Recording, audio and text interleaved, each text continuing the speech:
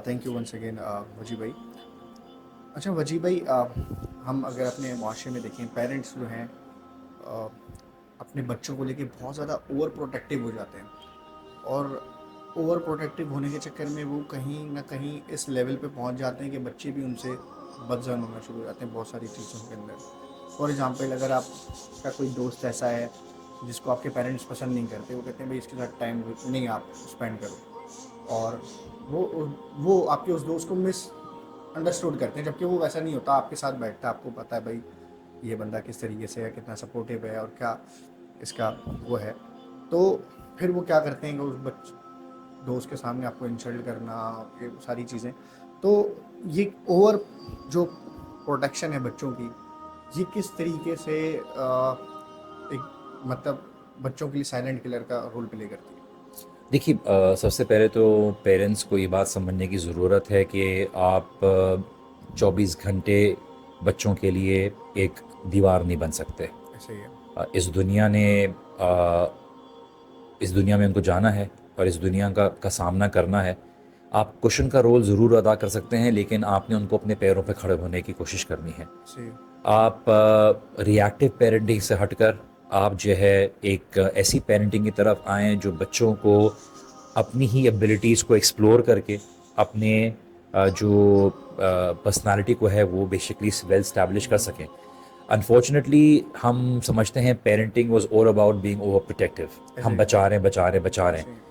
हम बच्चों को हर चीज़ प्रोवाइड कर रहे हैं। ऐसे ही है। हमारी नस्लें ऐसी गुजरी हैं जहाँ पर हमने 3 नस्लों में इंडस्ट्रियल रेवोल्यूशन के बाद हमारी पेरेंट्स की जनरेशन, फिर हमारी जनरेशन, जहाँ पर हमने इसको बड़ा एहसास के तौर पर अपनी ज़िंदगी में लेकर आए हैं कि हमने, चूँकि हमारे बाप दादा, हमारे वालदेन, उन्होंने चीज़ों में स्ट्रगल किया, तो हम अपनी औलाद को बेहतर से बेहतर दें, हाँ। सब कुछ दे दें।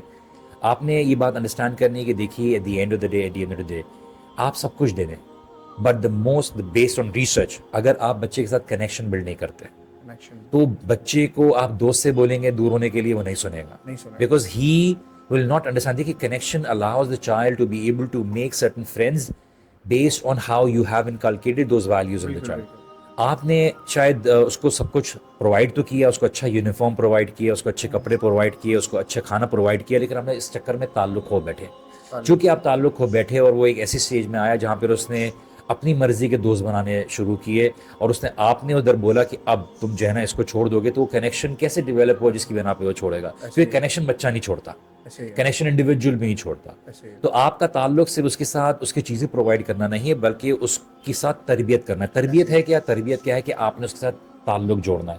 क्योंकि अगर आप ताल्लुक नहीं जोड़ेंगे तो किसी और के साथ ताल्लुक ऐसे ही जुड़ेगा, है। ताल्लुक तो उसके होंगे। तो ये रिप्लेसेबल नहीं है, माँ बाप का ये ताल्लुक जोड़ना रिप्लेसेबल नहीं जी। है। जो टीचर है वो ताल्लुक नहीं जोड़ सकता, नहीं। जो बाहर का बंदा है वो ताल्लुक नहीं जोड़ सकता, लेकिन ये जो बॉक्स खाली रह जाता है बच्चे का, और अगर आपने वो ब्रेन डेवलपमेंट की स्टेज पर वो ताल्लुक डेवलप नहीं किया, तो फिर बच्चा कहीं और ताल्लुक ढूंढेगा। ऐसे ही। वो इंडिविजुअल्स में ढूंढेगा, वो हराम रिलेशनशिप में ढूंढेगा, वो ड्रग्स में ढूंढेगा। सही है। इवेंचुअली वो उसकी ब्रेन डेवलपमेंट की जो जगह खाली है, जो कनेक्शन बिल्ड करती है, वो पूरी नहीं सही होगी, है। और जिस चीज़ से भी पूरी होगी वहाँ पे वो उसमें ऐसे ही है। एडिक्टेड रहेगा। तो आपने बच्चे के साथ ताल्लुक बिल्ड करना है, माँ बाप ने बिल्कुल। टाइम स्पेंड करना है। Unfortunately we don't spend time with our kids, and I am guilty of it myself, because routine इतनी बिल्कुल बिजी बिल्कुल। है कि हम उसमें बच्चों के साथ जो है ना टाइम नहीं स्पेंड कर सकते। और सबसे इंपॉर्टेंट चीज़ जहाँ बच्चा आपके साथ ताल्लुक फील करता है, वो टाइम है जहाँ पर आप बच्चे के साथ खेलते हो। ऐसे ही है। तो ये वाले जो एस्पेक्ट्स है कि आप रिलेशन बिल्ड करें, कनेक्शन बिल्ड करें, आप ऑटोमेटिक देखिए बच्चे का रिएक्शन बहुत डिफरेंट होगा। बिल्कुल।